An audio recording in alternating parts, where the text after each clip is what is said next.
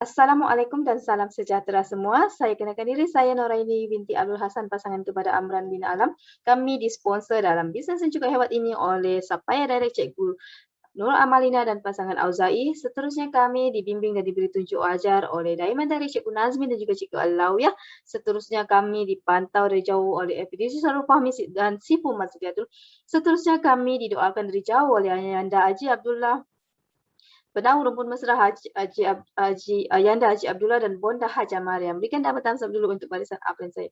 So, terima kasih. Hari ini saya akan berkongsi kepada anda semua makna air tulen dan apa kaitannya dengan e-spring. Okay, so saya akan share slide.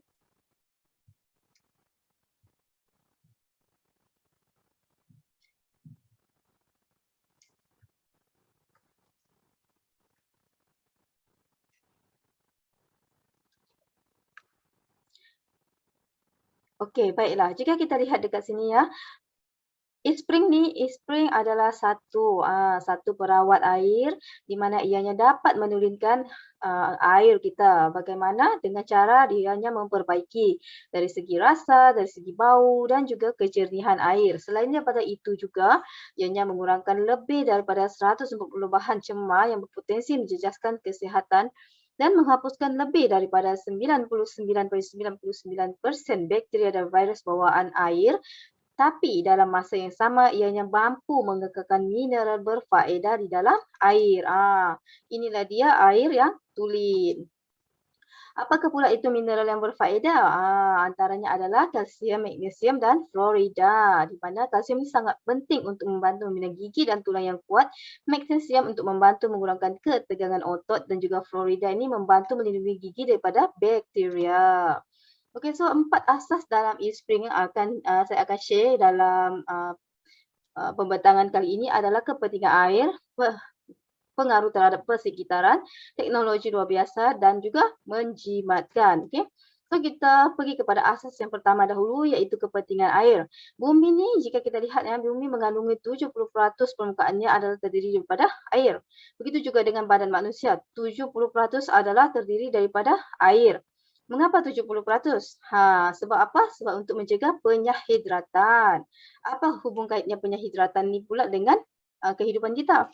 Okey, jika kita lihat ini adalah tangga menunjukkan jika kita terhidrat 1%, badan kita akan mula berinteraksi dengan rasa dahaga. Bila penyahidratan itu meningkat 2%, kita mula rasa bimbang dan keefisienan serta selera tu berkurangan. Seterusnya bila kita rasa dahaga, bila 4% kita rasa badan kita terhidrat, kita mula rasa loya, pening dan gangguan emosi serta keletihan, dan meningkat bila 6% hilang koordinasi serta masalah pertuturan, kelenjar liur tidak berfungsi. Bila naik lagi pada 10%, sel-sel dalam badan mula mati. Naik pula kepada 11%, penjagaan perubatan segera diperlukan. Masuk air lah kan. Dan jika 20% badan kita terhidrat, kemungkinan kita akan mati. So, ini adalah garis panduan diet di mana Kementerian Kesihatan dah keluarkan, iaitu mengenai 14 mesej utama tentang makanan, kesihatan dan juga air. Di mana pada mesej yang ke-11 ini mereka menyatakan minum banyak air. Kenapa? Sebab untuk menyerap haba metabolisme, untuk mengekalkan isi padu vaskular, sebagai perantara untuk mengangkut nutrien dan perantara untuk membuang sisa-sisa toksik ataupun bahan pembuahan dalam badan. So, apa pula asas yang kedua? Asas kedua adalah persekitaran. Apa yang saya nak kaitkan dengan persekitaran dekat sini adalah mungkin kita rasa air yang kita minum itu dah cukup selamat, tapi tahukah anda dalam air yang kita minum dari sumber pahit pembangkitan itu, walaupun nampak jernih tapi belum tentu selamat untuk diminum. Okey, jika kita lihat ini adalah proses di mana air itu akan disalurkan, air itu akan air yang daripada sumber air tasik, sungai ni akan melalui banyak proses orang kata pencemaran dari segi sisa-sisa buangan toksik pun masuk ke air. Lepas tu baja-baja, bahan racun serangga, industri dan peladangan pun akan masuk juga ke punca air. Begitu juga dengan kilang-kilang, sebelum ianya sampai kepada rawatan air oleh Majlis Perbandaran Negeri masing-masing. Macam kat Sarawak ni lakulah kan.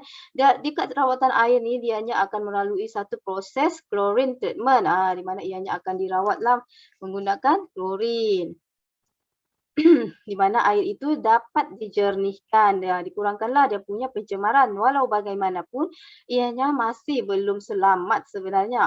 Ianya masih mengandungi sisa-sisa bahan farmaseutical seperti ubat-ubatan lah kan. Kita buang ubat-ubatan tu bila dia larut resap dalam air dan sebenarnya dia tak dapat ditapis menggunakan klorin.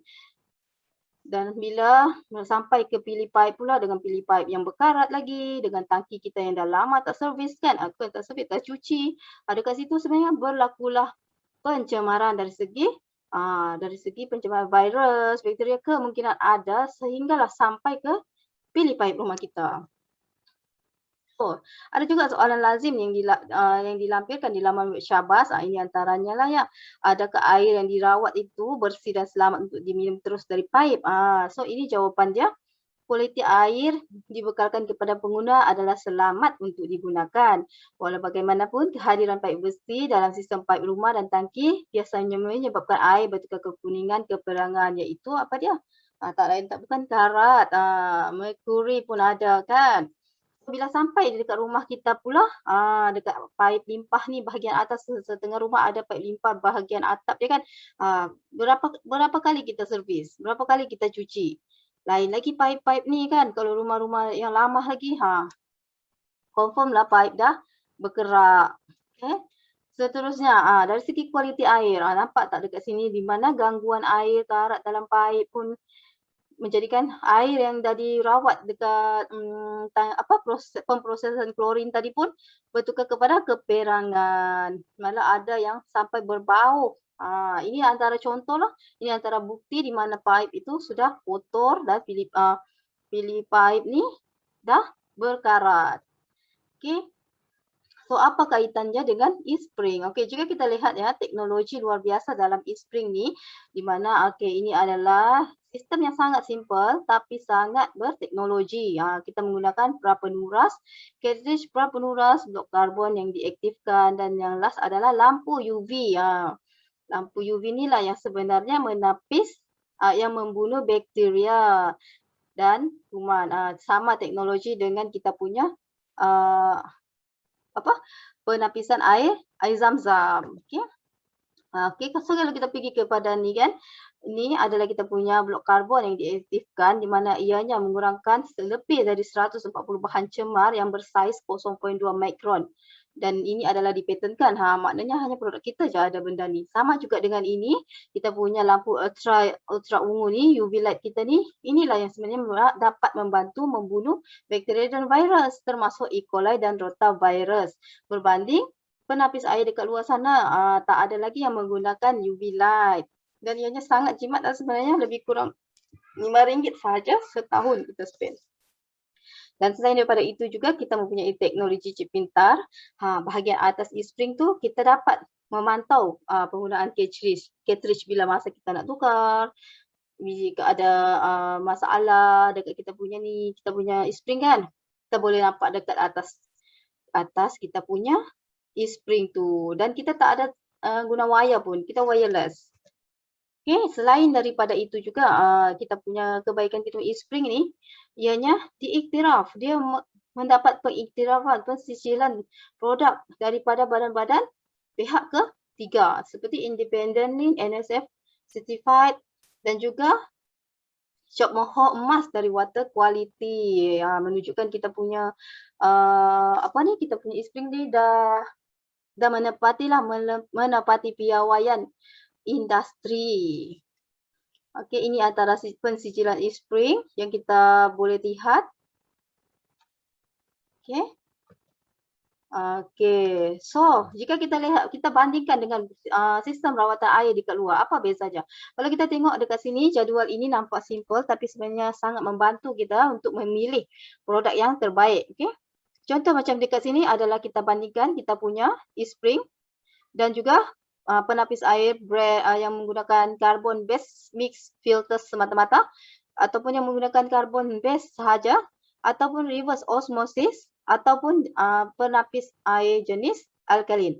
Perbezaan dia dari segi bakteria. Adakah mereka dapat menapis bakteria?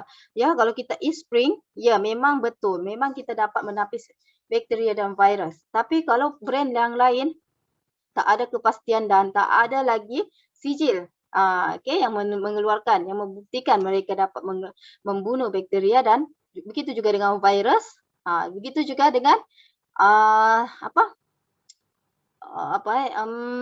mikroorganisma dalam air.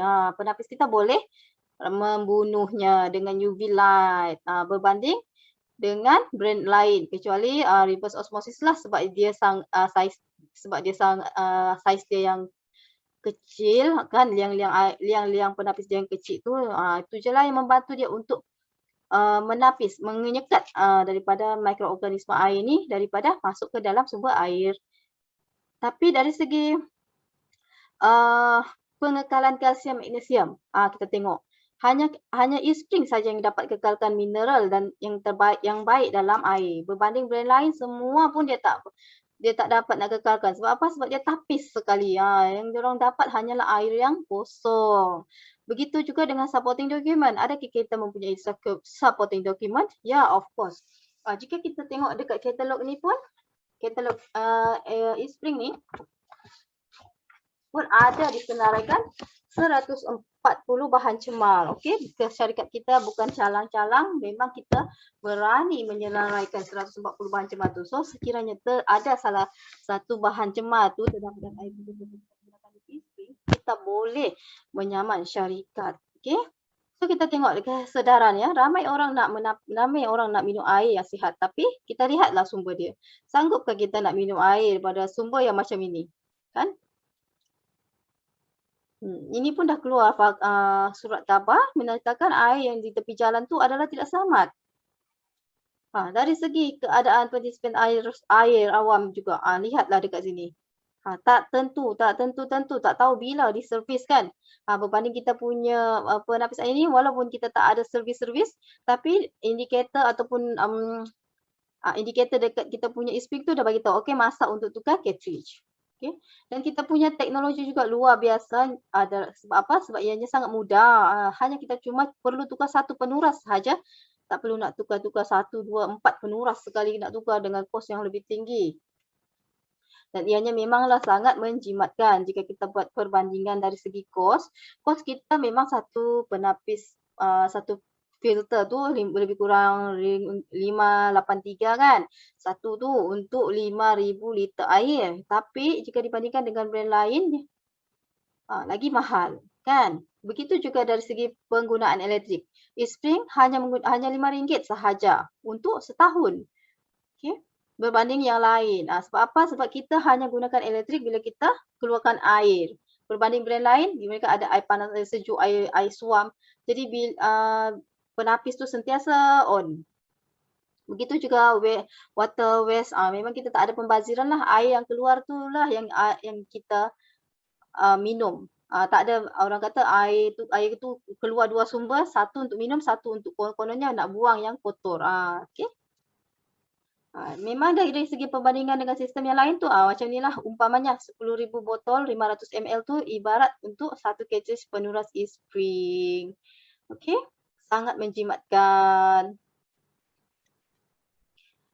Pintar juga dapat memaklumkan penukaran penuras tepat pada masanya. Okey, dan penyelenggaraan e-spring juga sangat mudah. Tak perlu kita nak panggil orang servis yang sangat comel. Kita boleh DIY sendiri. Kita boleh letak dekat mana-mana. Bila balik kampung pun kita boleh bawa balik kampung. Kalau dekat kampung tu tak ada lah. Tapi kalau ada lagi baiklah kan. Okay. So itulah dia. Okay, daripada saya punya presentation ni, dapatlah kita tahu erti makna sebenar air tulen yang semestinya lah dapat ditapis melalui kita punya e-spring, perawat air nombor 1 di dunia, okay, bukan di Korea.